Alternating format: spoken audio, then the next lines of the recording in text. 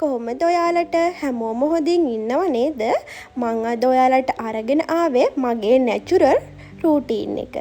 මං ඉස්සෙල්ලාම ෆොරෙවර් face wash එකෙන් මූණ සෝදගෙන මේ විදියට මද රස්නේ උණු වතුරට දෙහි ටිකක් දාලා හැමදාම උදේට මං අනිවාර්යයෙන්ම මේක බොනවා.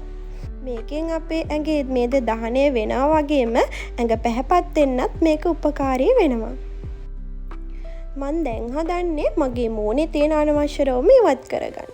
මොකද මං ගොඩක් දවසකින් මූණේ තියෙන අනවශ්‍ය රෝම ඉවත් කරගත්තේ නැහැ. ඉතින් මම මේ විදියට ඇලෝවෙරා ජෙල් ටිකක් මූණේ ගාලා මූණේ අනවශ්‍ය රෝම ඉවත් කරගන්න තමයි හදන්නේ. ඒකට මම මෙන්න මේ ටූල් එක යූස් කරනවා. මේකෙන් හොඳට අපේ තියෙන අනවශ්‍ය රෝම ටික කිසිම රිදීමක් නැතුව අයින් කරගන්න පුළුවන්. ඇත්තටම මේක ගොඩාක් හොඳයි. ඒ වගේම මේකේ තව ටූල් එකක් තියෙනවා. ඒකෙන් අපේ අයිබ්‍රෝස් උනත් ලස්සනට අපිට හදාගන්න පුළුවන්. යූස් කරලා බලන්න අරගෙන මං ඔයාලට මේකේ ලින්ක් එක ඩිස්ක්‍රිප්ෂන් එකේ දාන්නම්. මේ විදියට හොඳට මූණේ තියෙන අනවශ්‍ය රෝම ටික ඉවත් කරගන්නවා. ඊට පස්සේ මං හදන්නේ කකුල් දෙකේ තියෙන අනවශ්‍ය රෝමත් මේ විදියට ඉවත් කරගන්න. ඔයාලා මේක ඉවත් කරන්න කලින් මොන හරි ඔයාලා ගන්න බොඩි වොෂ් එකක් හරි නැත්නම් ඇලෝවෙරා ජෙල් හරි මොනවම හරි කාලා ඉවත් කරන්න. ඉවත් කරද්දී මේ විදියට පහළ අතට ඉවත් කරන්න. මොකද උඩුවටට ඉවත් කරන්න යන්න එපා. එතකොට ඔයාලගේ හමට ඩැමේජ් වෙනවා. අනිත් කාරණාව තමයි ගෑනු ළමයෙක් වුණාම අනිවාර්යයෙන්ම කකුල් වල රෝම ඉවත් කරන්න ඕනේ. මොකද ගවුමක් ඇඳත් කැතට පේනවා. කකුලේ රෝම වැවිලා තියෙද්දි. ඒක නිසා අපි ලස්සනට ඉන්න නම් මේ දේවල් අනිවාර්යයෙන්ම කරන්න ඕනේ. අපිට සබා දහමෙන් ලැබිලා තියෙන රූපේ අපි දැනගන්න ඕනේ වැඩි දියුණු කරගන්න.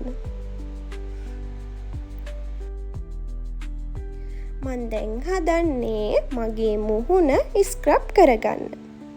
මේ විදිහට මං ගත්තේ සීනි කෝපි අරගෙන මම මගේ මුහුණ හොඳට ස්ක්‍රබ් කරනවා. මේක සතියකට සැරයක්වත් අනිවාර්යයෙන්ම කරන්න ඕනේ. ඔයාලා කරනවා නම් මුළු බොඩි එකටම මේක කරන්න.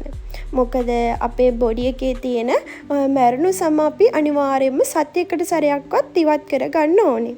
ලස්සනට ඉන්න කවුරුත් කැමතිනේ. ඉතින් මේ විදියට අපි මූණ ස්ක්‍රබ් කරාම අපේ ෆේස් පැක් එකත් මූණට හොඳට උරා ගන්නවා.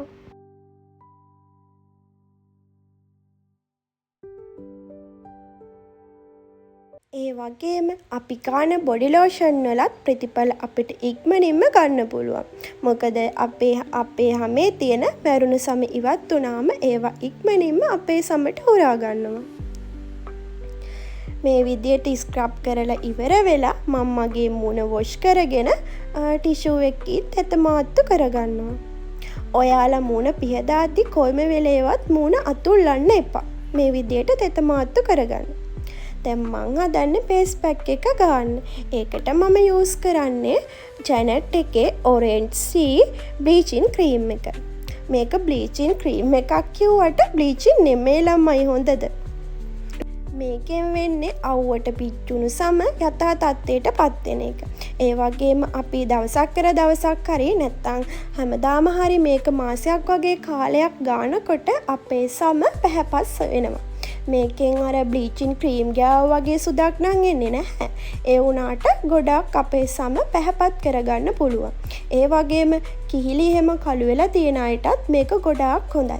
මේකෙන් අපේ සම ඒ කළු ගතිය නැති කරගන්න පුළුවන්. මේක ගාලා පැය භාගයක් වගේ කාලයක් ඉඳලා උණු වතුරෙන් මද රස්නේ උණු වතුරෙන් තමයි අපි සෝදලා ඉවත් කරගන්න ඕනේ. දැන් පැය භාගයක් මං ඉන්න එපැයි. ඒ අතරේ මම්මගේ උදේ කෑම එක හදාගන්න. මම හදාගන්නේ නම් අද ඕට්ස්. මම මේ විදිහට මගේ ඕට්ස් එක හදාගත්තා.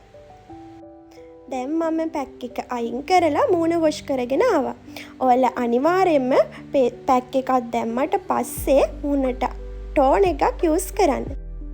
මන් දැන් ඇඳුමක් දාගන්න තමයි යන්නේ. මේ විදියට මම මගේ ඇඳුම මාරු කරගත්තා.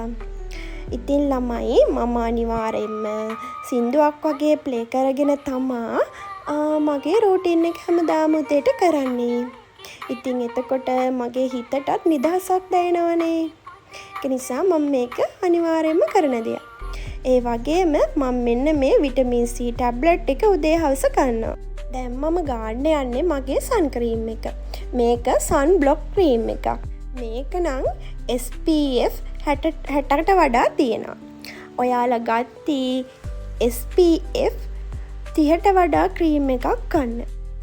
අපේ රටේ රස්නය ගොඩක් වැඩිනේ ළමයි. ඉතින් දැන් මං හදන්නේ මගේ ඩේ ක්‍රීම් එක ගන්න. ඒක මම ගන්නේ සීක්‍රට් ක්‍රීම් එක. මේක මම ගොඩක් කාලයක් ඉඳන් පාවිච්චි කරනවා. මේක ඇත්තටම ගොඩක් හොඳයි. මට මේකෙන් ගොඩක් රිසල්ට් තියෙනවා. මේකෙන් සුදු එහෙමනම් වෙන්නේ නෑ ඉතින්.